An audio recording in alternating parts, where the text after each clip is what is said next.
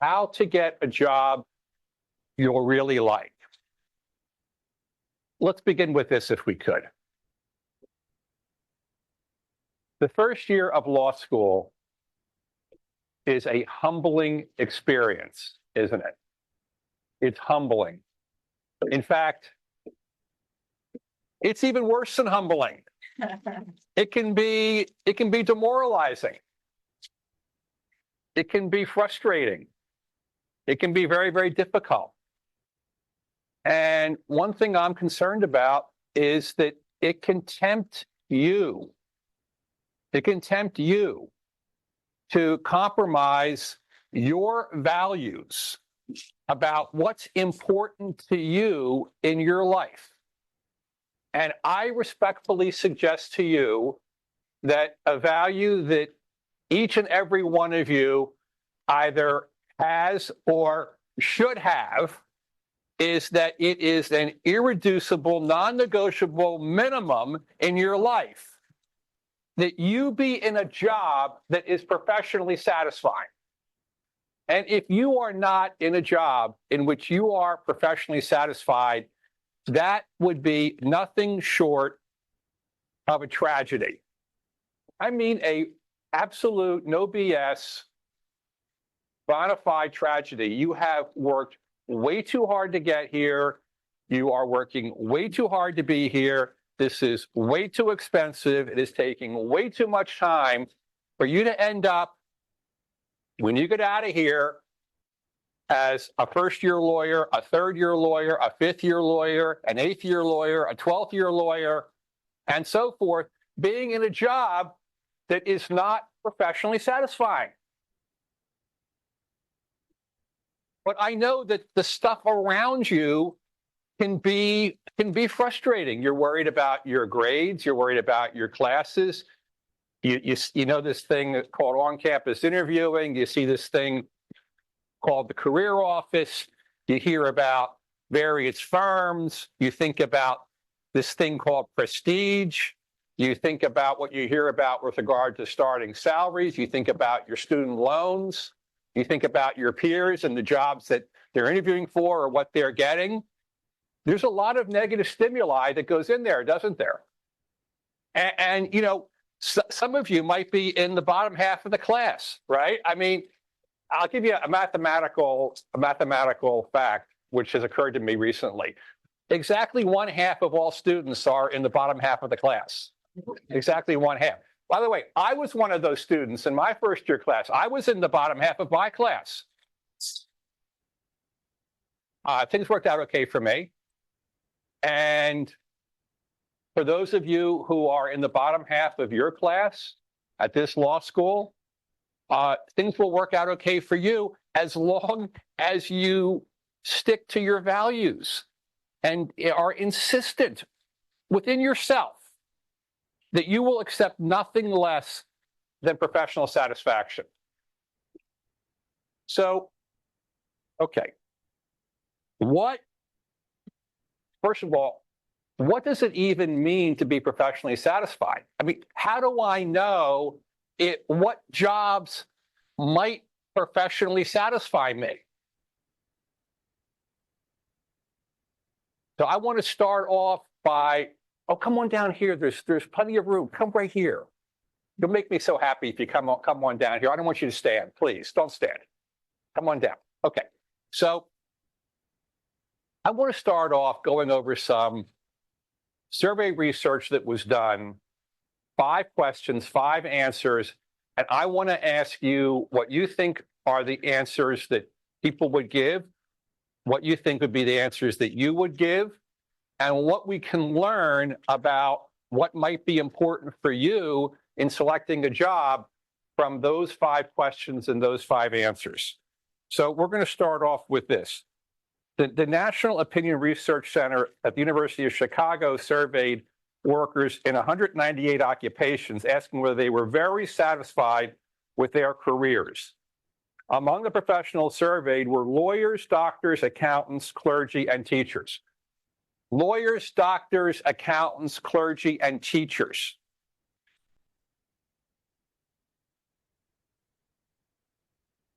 how did those professionals rank their professional satisfaction? Which group reported the highest level of professional satisfaction? Again, the choice is lawyers, doctors, accountants, clergy, and teachers. Who reported the highest level of professional satisfaction? What do you think? I'm hearing a lot of clergy. I'm hearing some teachers. Okay, show of hands. Who says clergy? That's a lot of people. Who says teachers? All right, I would say it's a plurality for clergy, but a healthy minority for teachers. Who says lawyers? I see no hands. Who says doctors? I see a half a hand. Is that a hand or is that just covering your mouth? Okay. Who says accountants? Okay, 3. Interesting that almost no one says accountants, doctors, or lawyers, yet I think we know that accountants, doctors, and lawyers make more money than members of the clergy and teachers. So it's not money that is driving that answer, is it? Why do you think, and of course the correct answer is clergy number 1, teacher number 2. Why do you think it is that members of the clergy and teachers are more professionally satisfied than accountants and lawyers and doctors? I assume it's because clergy, and then as you go down the list, are the most people facing. Most people facing. Yes, that is the correct answer.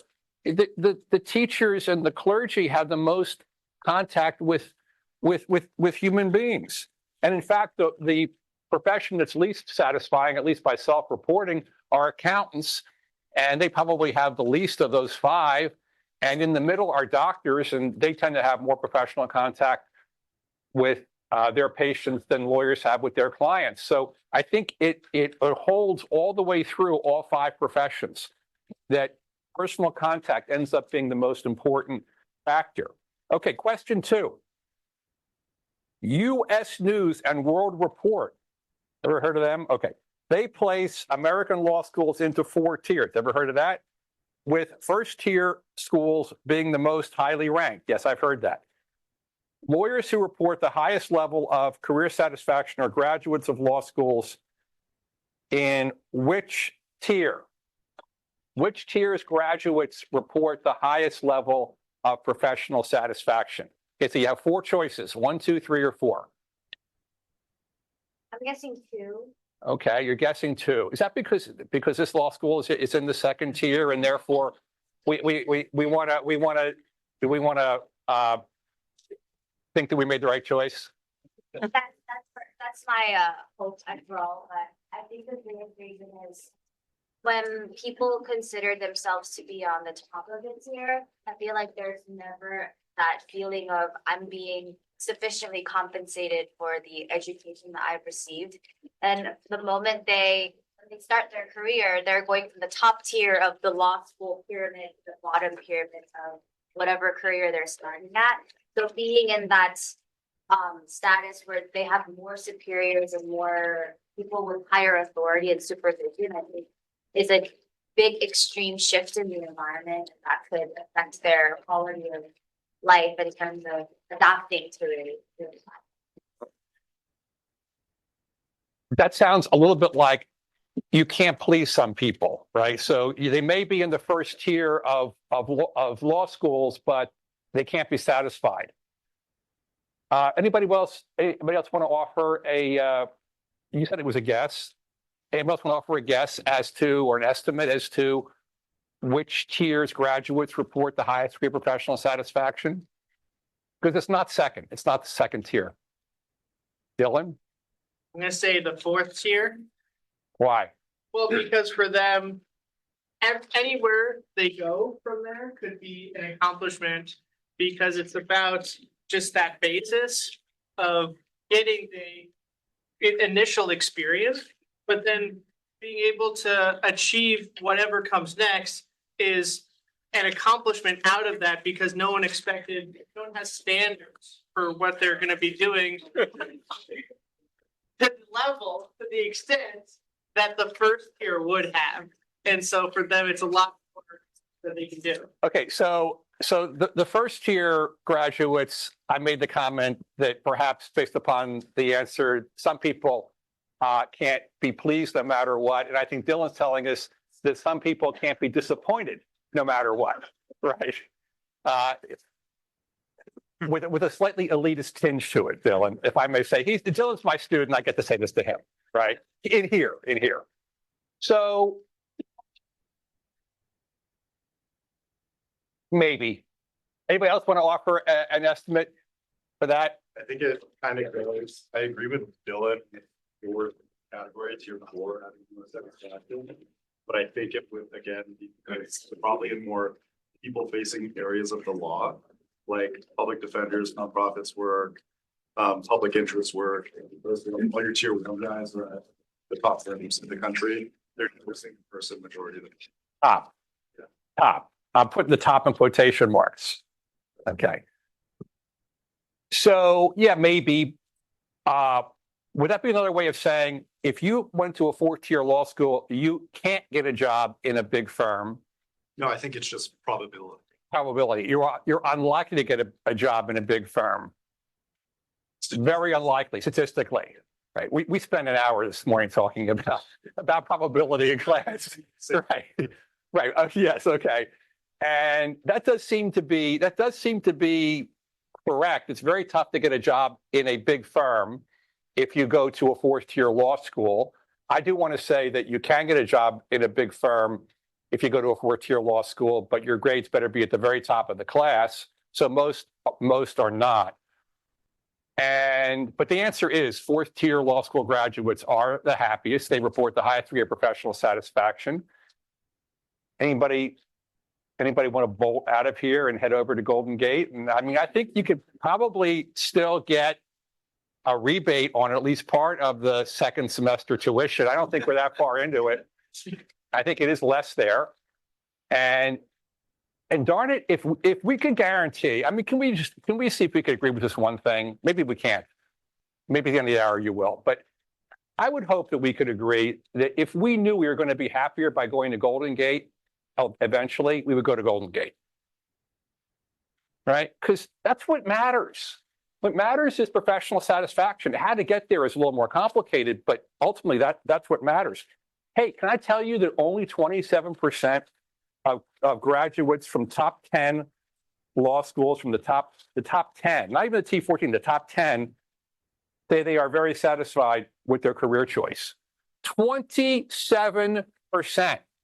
I give this talk at quite a few of those top 10 law schools, and a few times I've seen students run out of the room with their hair on fire when they hear that, because it is so demoralizing to think about the fact that you have a 3 out of 4 chance of being unhappy in your job if you end up going to a certain place.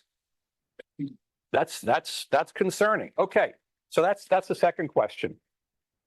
Which of the following factors in the work of a lawyer correlates least with higher reported levels of career satisfaction? First, the degree to which the lawyer sees his or her work as contributing to the betterment of society.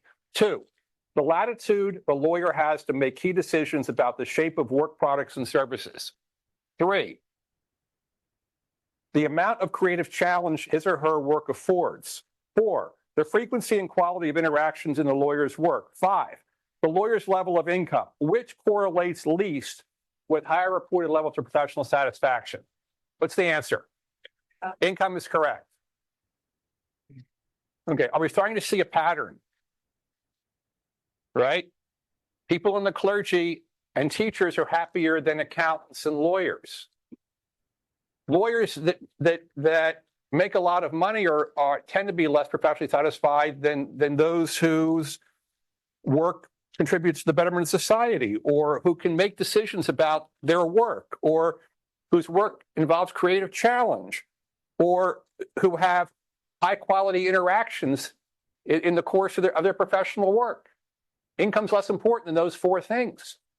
And those who go to the least fancy law schools end up being the happiest in the workforce. Okay, 2 more questions.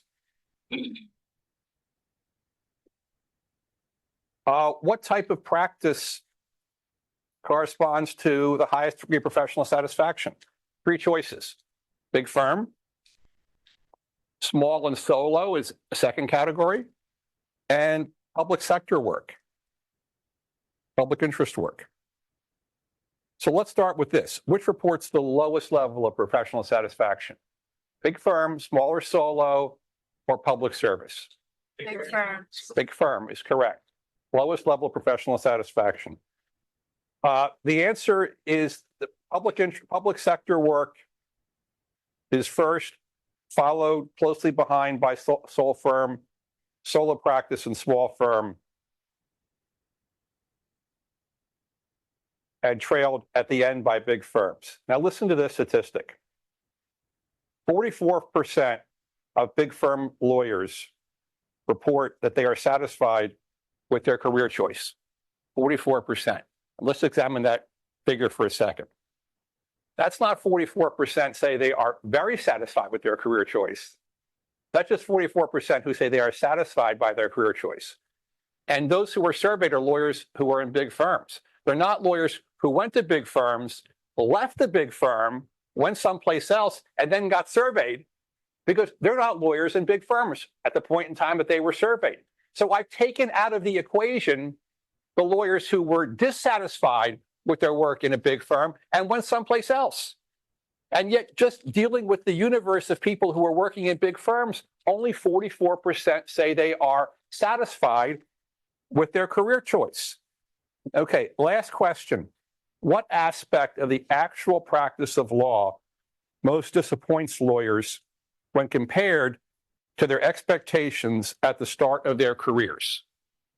So, this is kind of a hard question, I think, for us physically a bit, because I'm asking you to think about what you might think about your career when you're my age and you've been at the bar a long time, and you say, the thing that I look back on and most disappoints me compared to what I thought my life would be like in the law when I was in law school is this, whatever the this is, right? So see if you can take yourself, 40 years hence or 30 years hence, or think about others 30 or 40 years hence and what they might say they find most disappointing about their career compared to what their expectations were when they were in law school. So first is their level of financial remuneration, their pay. Second, the intellectual challenge of their job. Third, their ability to contribute to the public good. Fourth, the quality of their relationships with their colleagues. So which of those 4 aspects of the actual practice of law most disappoints lawyers when compared to their expectations at the start of their careers? Again, money, the contribution to the public good, intellectual challenge of the job, quality of relationships with colleagues. Which thing do you think people say disappoints them most compared to what they thought it would be? Contribution to public good. Contribution to public good is correct. Now, I'll tell you a statistic that I think is concerning. Concerns me for all of us who are heading into a career in the law. Only 16% of respondents say that their expectations of their ability to contribute to the public good were met compared to what they expected when they were in law school. 16%, 1 out of 6. Ouch. That's concerning. All right. That's the survey research I wanted to discuss with you. Anybody surprised? Anybody surprised at what we've just gone through? Is any of that a revelation to you that personal contact tends to make you happier, that money is not the big driver, that working someplace small is likely to make you happier than someplace big, that being able to contribute to the public good is going to be more likely to result in professional satisfaction? I don't think there are any surprises here. There are just no surprises. And if the way these respondents have answered corresponds to the way you feel about your life and what matters to you, and these are what your values are, if this is both true, like in a survey, but also true for you in your heart and you in your mind, then you should act on it. You should do what you want to do. Not what somebody else tells you that you should do, not what your peers necessarily are doing. Respectfully, not necessarily what the career office advises, although they are very smart and have a lot of experience, but ultimately it's up to you to decide what makes you happy, what's likely to make you professionally satisfied. So you were promised a 4-point plan for getting a job that you'll really like. And here it is. First of all, decide what area of law or areas of law you think will make you happy. Now, a lot of you are first-year students, but even for first years, you took a bunch of courses in your first semester. You're taking a bunch of courses now. You probably have a good idea of what you hate. Probably have a pretty good idea of some of the things you maybe dislike less. How about putting it that way? And even among things you haven't taken, maybe you came here because you wanted to be a family lawyer. You haven't had family law yet, but you know that you think you're going to like that. I urge you, for your summers and for looking at a permanent position, get a job in an area of law that appeals to you, that's more likely to make you happy. If you go someplace that is consistent with your own likes and your own dislikes. Secondly, think about where you want to live. Where you want to live. I was talking to one of your colleagues a few minutes ago. I won't say who he or she was, but I think this particular law student has a brilliant future. And my advice to the student was, you're going to do great. You are doomed to success. Doomed to success. You just got to decide where you want to be. Do you want to be in San Francisco? Do you want to be in Los Angeles? Do you want to be in New York or Philadelphia? Where do you want to be? Because that ends up being very important. And so you should decide what area of law or areas of law you might want to practice in and where you want to be physically. And then you should go out and get a job for the summer in that area of law in that city or that general location. And probably a high percentage of those jobs are not going to appear to you through on-campus interviewing. The OCI process is a misleading process in a variety of respects. And let me detail that for you. First of all, less than 1% of all American legal employers engage in on-campus interviewing. Less than 1% come to this law school to interview. There are, a couple hundred potential employers that come here, but they represent, again, less than 1% of American legal employers. However, the folks that come here to interview you, they're going across the bay to Berkeley, they're going down the peninsula to Stanford or to Santa Clara, they're going to Los Angeles, they're going to Sacramento, they're going to Seattle and Portland, they're going to Chicago, New York. So we have this peculiar and unfortunate circumstance where you and your colleague law students at all these other law schools are picking over the scraps of the relatively limited number of employers that do OCI. Why would you limit yourself to just those potential employers? It's a lot more competition than you ought to foist upon yourself. And then you have all these other potential legal employers out there who don't go to law school campuses to interview, and therefore, to whatever degree they have a need to hire law students or to hire young associates,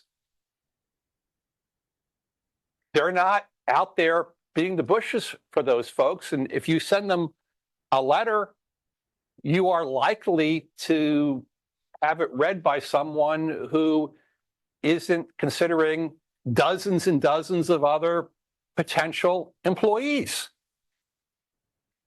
So what you should be doing is you should be thinking about what area of law you like and where you want to live, and then figuring out the firms, and I'll say firms, but legal employers in those places that do that kind of work. So let's just take, for example, and if I was just used to this hypothetical, she's done this with me 1,000 times, it seems. But let's say that you're interested in trust and estates work, right? And let's say you want to work in Spokane, Washington, right? I'm just picking an area of law, and I'm picking a geographical area. So how many trust and estates firms from Spokane come here for OCI? Zero. How many firms from Spokane come here? One or two. Maybe one or two. How many trust and estates firms come here of any place? Zero. Okay. So do you see my point? If you want to do trust and estates work, you're going to have a hard time finding a match in the career office. Or if you want to live in Spokane, and by the way, you may have good reasons for wanting to live in Spokane, right? And maybe where your family is from. You may have somebody important in your life who lives there. Lots of other possible reasons. So you can't rely upon the career office for that if that's what you want to do. And I would suggest to you that the universe of potential employers associated with whatever area of law you want to be in whatever city you want to be, is going to be exponentially larger if you don't limit yourself to the folks that come here, but rather get on your phone and research the law firms in your area of interest and practice and your geographical area preference. And you're all great at that, aren't you? Aren't all of you excellent at going into your phone and putting in keywords and looking stuff up and then looking at websites? And aren't you all expert at distinguishing a baloney website from a real website, right? The trust me lawyer from the lawyer with true accomplishments. So, you could want to, again, be a trust and estates lawyer in Spokane, and all you have to do is type into your phone, trust and estates lawyer, Spokane, Washington, and up will come, both in pay-per-click and then in free listings, lots of law firms. And then you link into those law firm websites and you read the website and you see what it looks like. And then what I urge you to do is to send letters to those law firms asking for an opportunity to talk to them about the firm and about yourself. And you notice I said letter. I didn't say email. And that's because the reality of it for we lawyers these days is that we have so much concern about our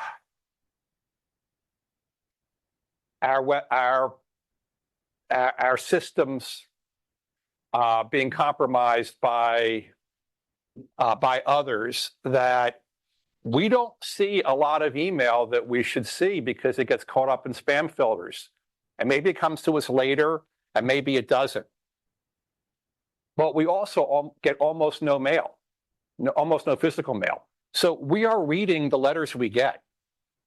And if I get a letter from a law student who's interested in employment at our firm, well, first of all, I get so few of them. But if I get one, I read it carefully. And I look at the attachment.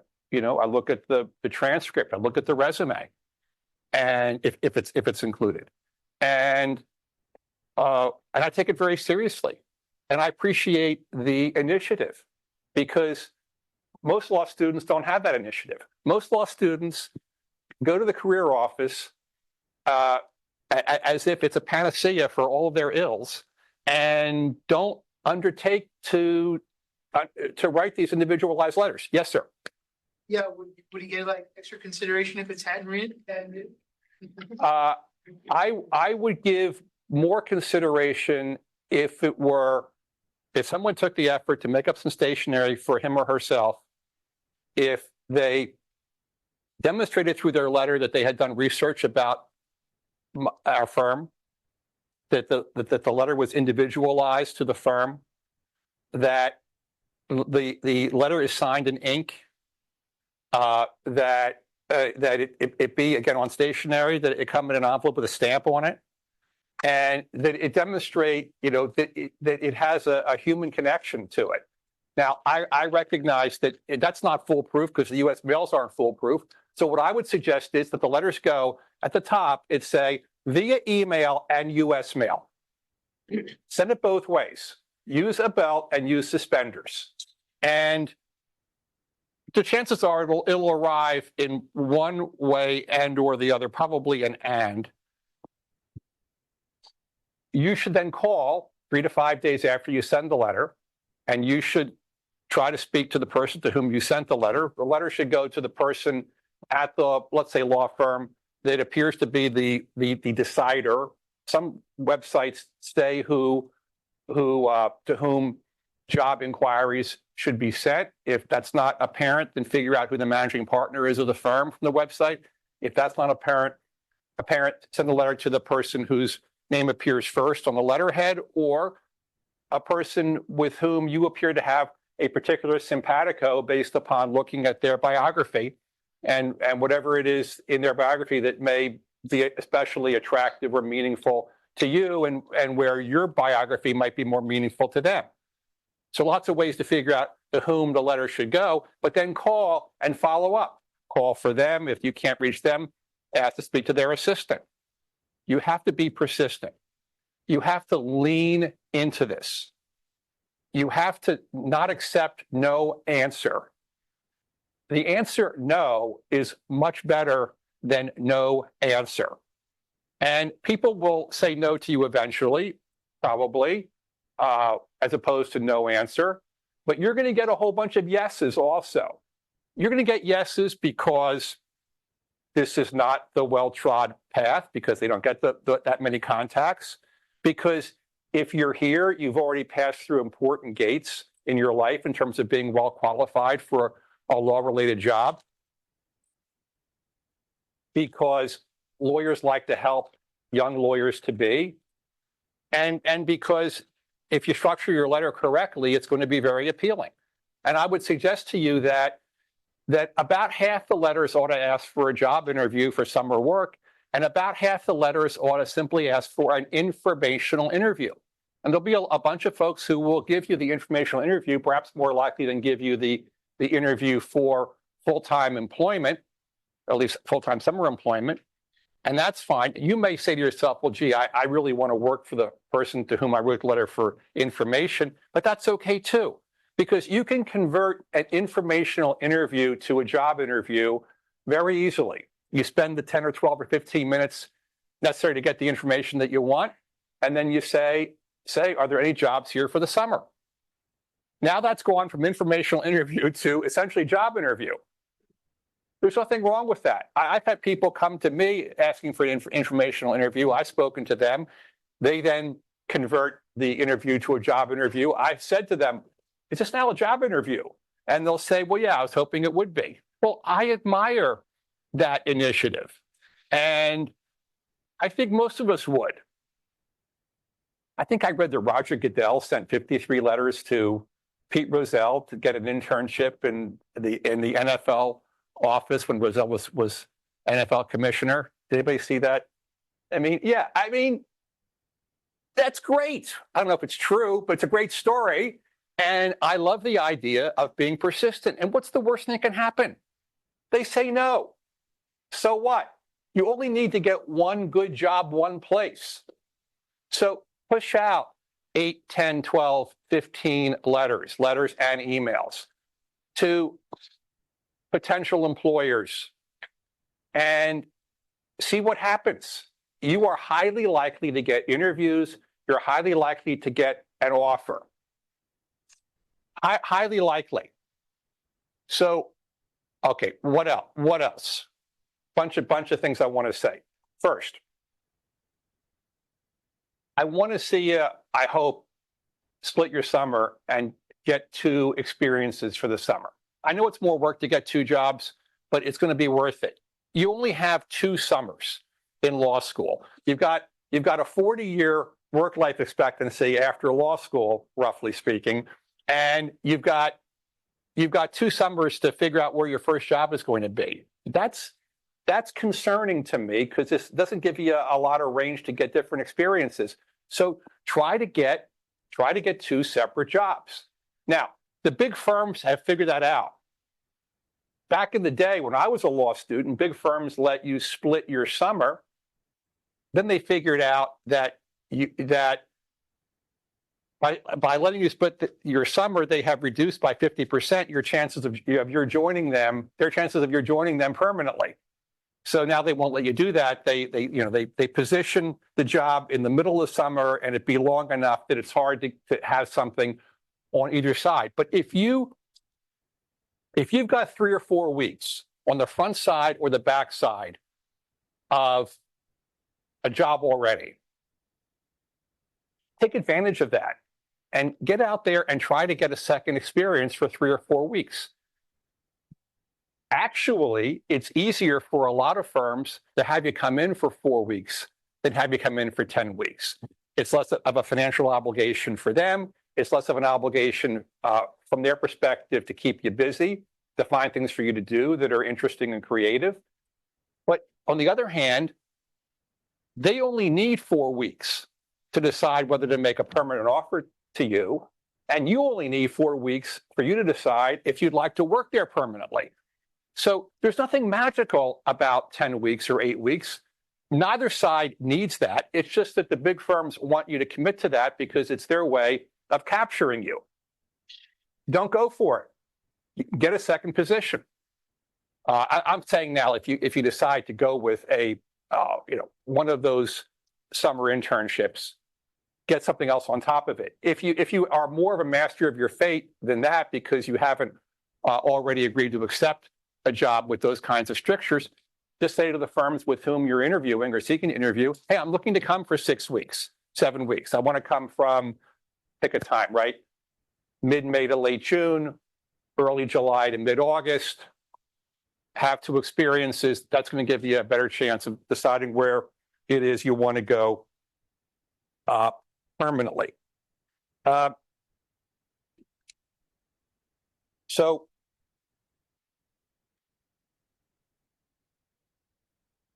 you're probably thinking, okay, what about money? What about money? So let's talk about money if we could. The big firms are now offering these completely irrational and crazy numbers to start at the firm. What's the curve? What are they paying in those big 12 buildings these days? First-year associates. It's a lot. It's like changing again. Okay. 225 to 250. 225 to 250. Okay. So here's the first thing I think we need to be honest about with each other here, if we could, just for a moment. You're not worth it.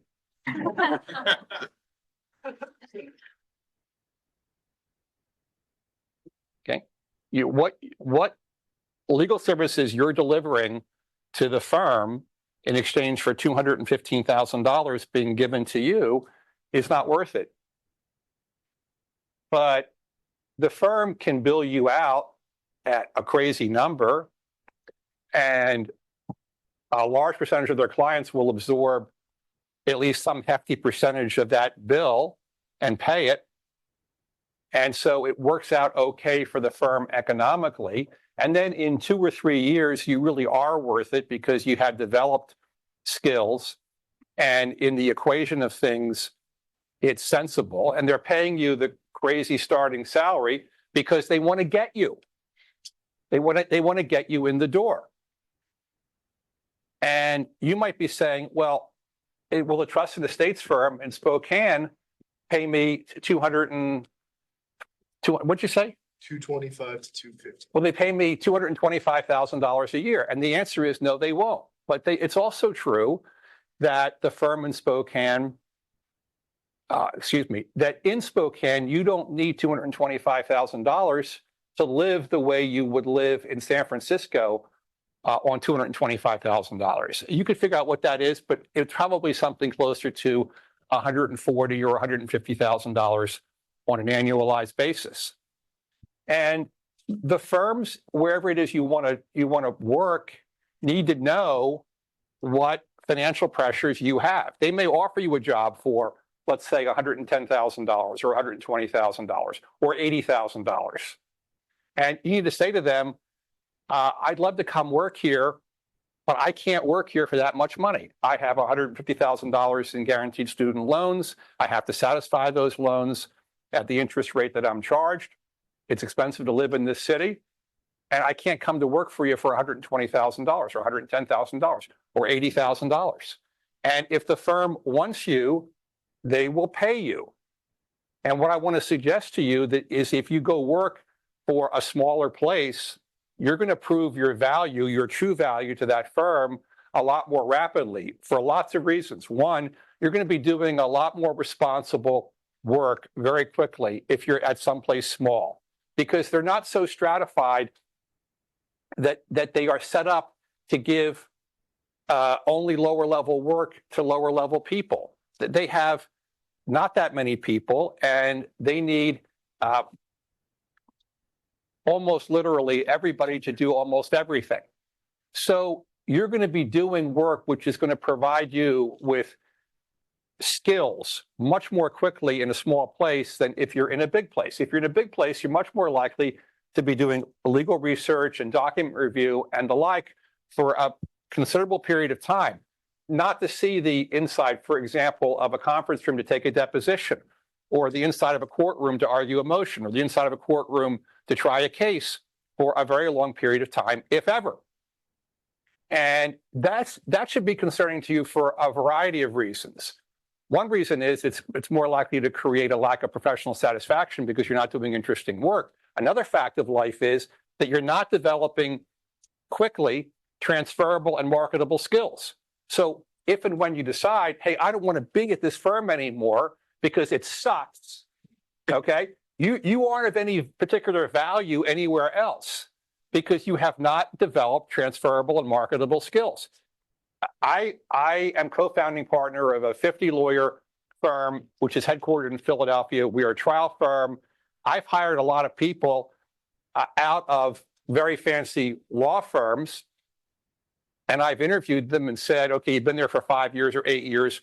Tell me what you've done. And it's been a lot of legal research and a lot of document review and note-taking depositions and note trying cases and the like. And I tell them, look, I'm going to offer you a permanent position, but it's based upon my assessment of your aptitude. You went to a good law school. You have good grades. You seem to be smart. I'm hiring you on the basis that I think you'll become a good lawyer when you're trained to be a good lawyer here, but not based upon anything you have done in the 5 years you have worked for a big firm. Ouch. That's concerning. I think it should concern you. Also, on the issue of risk adversity, one thing I've noticed about law students is law students are supremely risk adverse. Supremely. Maybe it's because of all of the debt many of you have. Maybe it's because you took first year torts and you learned about risk. I don't know. But what I want to say to you is that you would have to be risk preferential to go work for a big firm. Why do I say that? Because only 20% of matriculants to big firms past their 6th year. 4 out of 5 are gone within the first 6 years. So if you go to a big firm, you are saying, aha, I'm going to be that 1 in 5. I'm going to beat the odds. I'm going to beat the risk. I'll be that 1 in 5 who will last here more than 6 years. Excuse me, what is there about you that makes you think that? What, that you're happier being bored than somebody else? Right? I don't know that will be you. And then if you decide to leave within those first 6 years, my concern for you is, are you going to have transferable and marketable skills such that you'll be hired someplace else where you can do good work? And it's hard to develop those skills in a big office.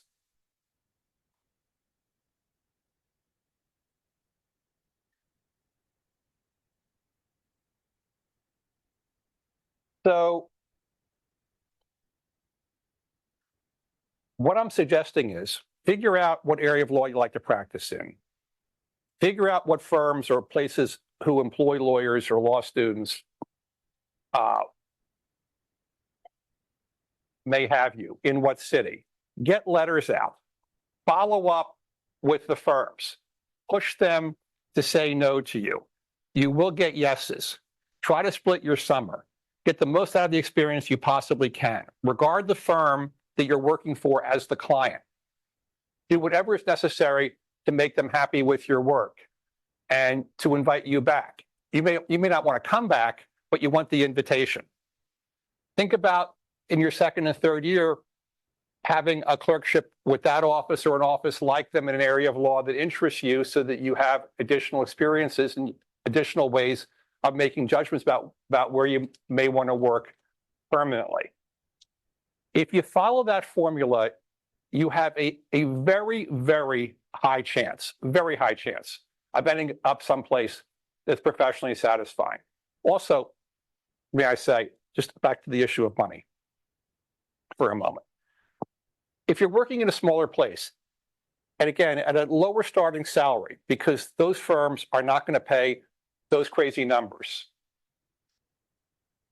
but you're doing good work, and you're doing good work because you are good and because you're given a chance to shine. It's hard to shine doing document review, but it's easier to shine if you're drafting complaints and writing motions and interviewing clients and taking depositions and arguing motions and trying cases. It's easier to shine. You're going to become more valuable to the firm. You're going to get paid more money.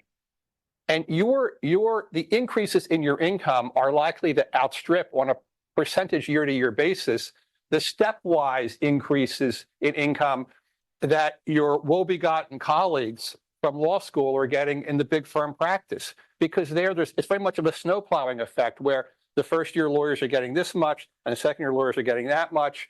And everybody is sort of homogenized to the same standard, and where it's very hard in those firms to differentiate among lawyers because the work isn't sufficiently meaningful that the firm can make that assessment. This lawyer's doing great work. This lawyer's doing just okay work.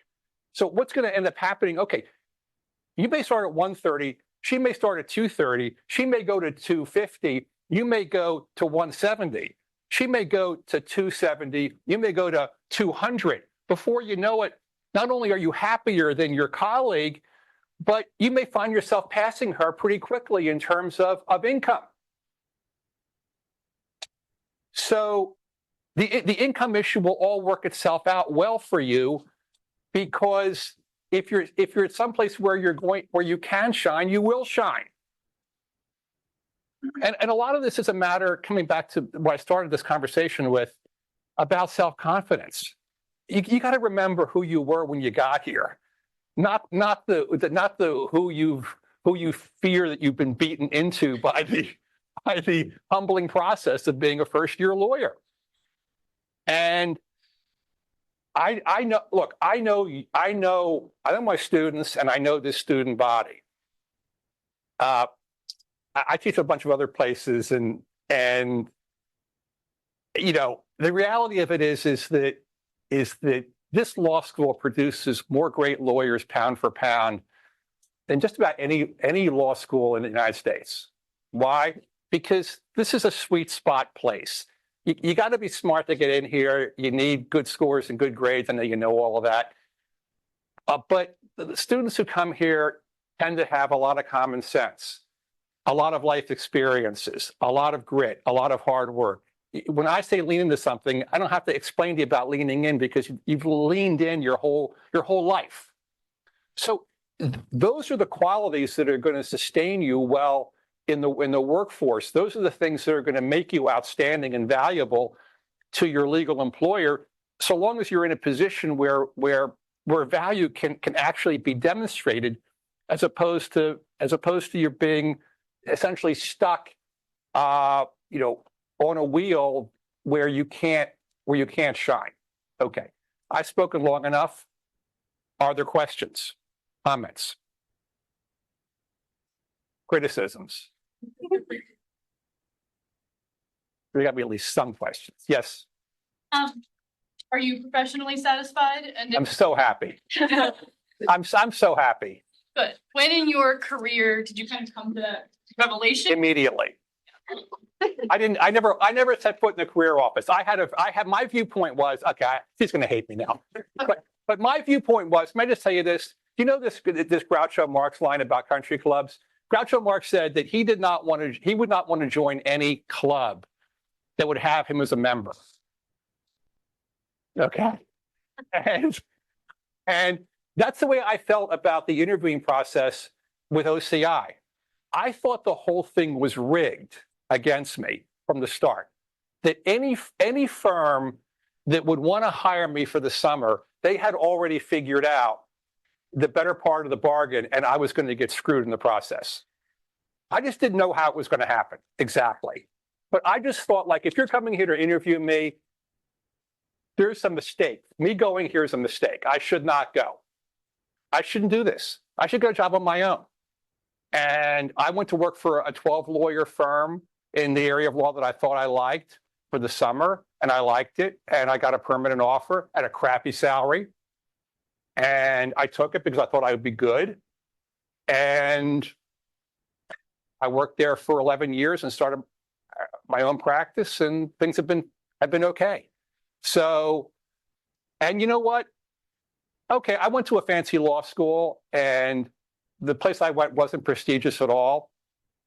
And I had some comments about it. Like, I didn't care about the comments, but I heard them. And you know where I came to the conclusion of really quickly? You know what's really prestigious? What's really prestigious? Being happy. Being happy is so prestigious, right? By the way, telling you this right now, that's got to strike a chord, because right now, like staring in the middle of second semester of your first year of law school for most of your first-year law students, it's hard to feel happy every day, right? Because it's kind of a grind. And last semester was a grind. But I know that you know, don't you know this? I mean, in your heart, even before you came here, like being happy is what really matters. So I knew when I went to work for this firm and I liked the work that I would be happy. And I just didn't worry about the money, and I figured that it would all work out. And that's it. Other questions? Yes, Alexandra. This is Alexandra's third hand in the air today. What do you recommend as a field of law, or like how we start looking for a field of law if we aren't 100% set on a certain area? Just pick the 2 or 3 that you think you like. That's it. Just give it a try. You know? So that's what I would do. Okay, last comment before I let you go. Eli, what do you want to say, Eli? You say your comment, and can I just plug the PLA? You plug first. Okay. Hi, everyone. I'm Eli Mizox. I'm the president of the Plaintiffs Law Association. And I'm also giving you another step in this multi-step process.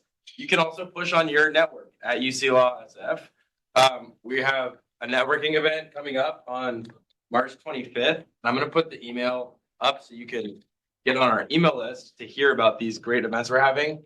We're also having an employment law panel. So if you wanted to be like, oh, maybe plaintiff's law, but employment side is something I want to do, or employee side. So just reach out to us and look out for those events and get on the email list if you're not. So, PLA is also a co-sponsor for this whole week. so The PLA, not personally. So can I just say this to you? Many of you know that I'm a plaintiff's lawyer, but I think you've also noticed that I'm not plugging being a plaintiff's lawyer in this talk. This talk is about something else. But a great thing about being a plaintiff's lawyer, whether it's wrongful injury or employment discrimination or any of those areas of law, it is that the firms are small. The values that I've just described to you will be realized. You do very responsible work very, very quickly. Almost none of the firms engage in OCI. You have to go out there and hustle up the offers yourself, but that's okay. Last thing I want to say to you, though, coming back to what I was going to say a moment ago, is that I'm available to you. I've given you a 4-step program. I've given you a lot of food for thought. I'm happy to help you. I guarantee that my plan will work. I know what the word guarantee means, right? I took contracts. I know what it means. I know what it means. If it comes, you take my plan and you put it in action and you don't get a job for the summer, okay, email me. Email me and I will help you. I will lean into it with you myself to help you get that job. But you have to lean into it with me, right? You got to get out 10, 15 letters. You got to make those follow-up calls. Oh, by the way, the transcript, right? Include your resume. Make sure it's good. Make sure it's all accurate. On the transcript, here's the funny thing about it. Most of the law firms that I'm talking about you're writing to, they're not going to ask for a transcript. You don't have to attach one if you don't want to attach one. If you're in the bottom half of the class, don't bother to attach your transcript. You're unlikely to be asked for it. That they don't tend to have a rigorous methodology for hiring summer associates. They're so bowled over to get a letter that's kind of the start and the end of their due diligence. Well, plus the interview. The interview really matters. And the Zoom interviews are fine. We hire lots of people on Zoom interviews. You don't have to worry about that. That's good enough for them and it'll be good enough for you, not for permanent employment. And please don't take a job remotely. Please go and kick the tires, show up, get mentored, understand where it is you're working. They won't know you well enough for their purposes and you won't know them well enough for your purposes unless you're working there in person. Okay, thanks for your time and attention.